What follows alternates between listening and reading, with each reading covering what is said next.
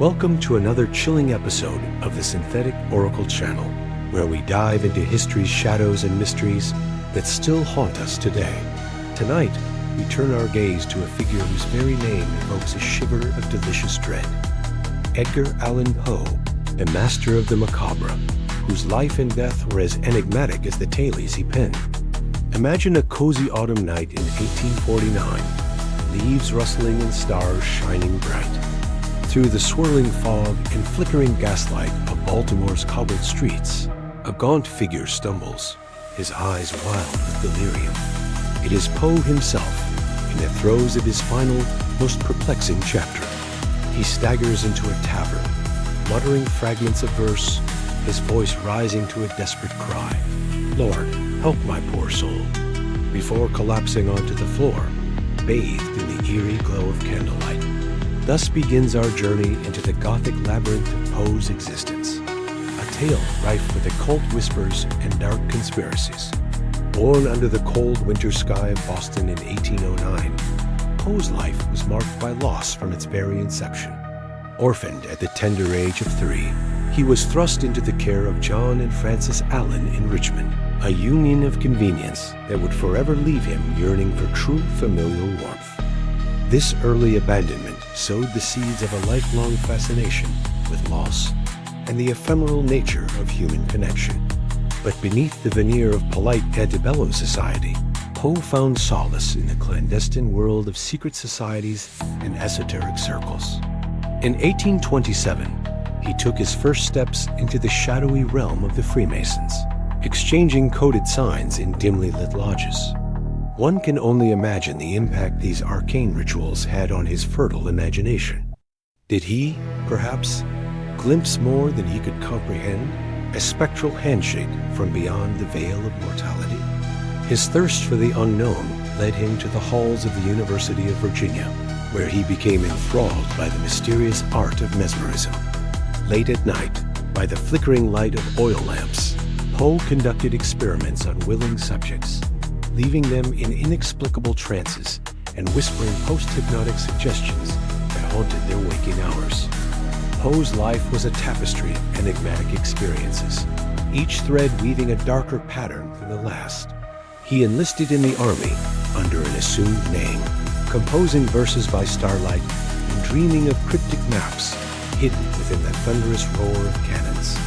In 1836, he married his 13-year-old cousin, Virginia Clem, a union that would inspire his most poignant works and ultimately plunge him into the depths of grief. When tuberculosis claimed Virginia in 1847, Poe's sorrow transcended the boundaries of ordinary mourning.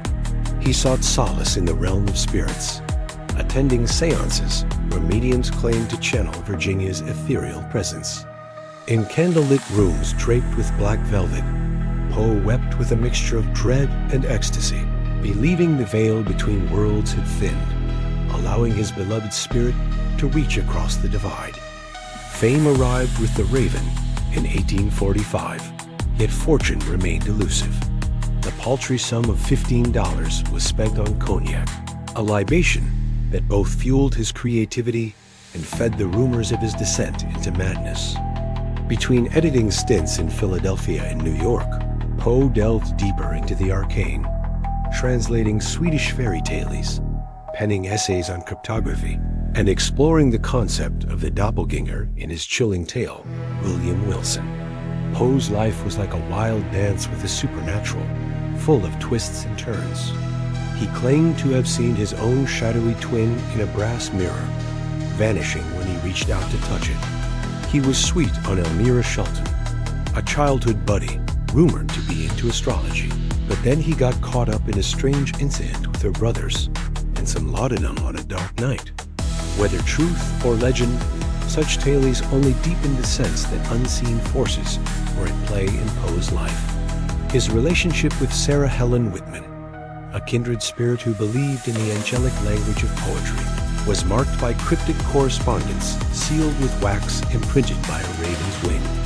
Whitman even attempted to capture Poe's essence through early spirit photography, claiming his ghostly visage hovered in the background of her daguerreotypes.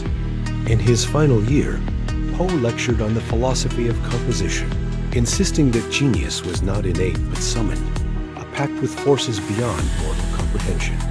He kept a black cat named Caterina, which locals swore could hiss in Latin, and prowled the back alleys like a sentinel of the underworld. The circumstances surrounding Poe's death remain shrouded in mystery. On October 3, 1849, he left Richmond for New York, vanishing for days only to reappear in a delirious state, wearing ill-fitting clothes. Theories abound, from political kidnapping to occult rituals, but the truth remains elusive. He was discovered at Ryan's Tavern in Baltimore, waving incoherently and begging for a rare unguent that would save him. Just 2 days later, he took his final breath, holding a scrap of paper that simply said, "Nevermore." The enigma of Poe's demise has spawned countless theories, each more fantastical than the last. Was it alcohol poisoning, carbon monoxide inhalation, rabies, or perhaps a supernatural visitation? Poe's legacy is still with us, popping up in strange and mysterious ways. The answer, just like the man himself, always feels just a bit elusive, right? For nearly 70 years, an anonymous Poe Toaster left 3 roses and a half-empty cognac bottle at his Baltimore grave every January 19th, a ritual that vanished as suddenly as it began in 2009. Visitors to Poe museums in Richmond and Baltimore report inexplicable phenomena like flickering lights, cold spots, and whispered verses in empty rooms. A marble bust of the poet is said to weep red wine, while a ledger from his editor's desk turns its own pages to The Fall of the House of Usher, when moonlight strikes the glass. From operas and films to graphic novels and virtual reality experiences, Poe's shadow looms large over our collective imagination. He remains the archetypal Gothic poet, a tragic figure whose own story reads like the final, unfinished tale he never lived to complete. His life and death were stranger than any fiction he wrote, a tapestry of genius woven with threads of sorrow, obsession, and supernatural intrigue. As we conclude this episode, we are left to ponder, is the truth of Edgar Allan Poe buried in dusty medical records and faded tavern recollections? Or does it drift through séances and midnight whispers, forever beyond our grasp? Perhaps some mysteries are destined to remain unsolved, kept alive by the restless spirit of a man who looked death in the face and whispered, "Lord, help my poor soul." Until next time, dear viewers, may your nights be filled with the delicious thrill of the unknown, and may the spirit of Poe's Gothic mysteries continue to haunt your dreams. Thanks for hanging out with us on the Synthetic Oracle channel. Drop a comment, smash that like button, and subscribe with the bell on. You'll be the first to catch our new videos.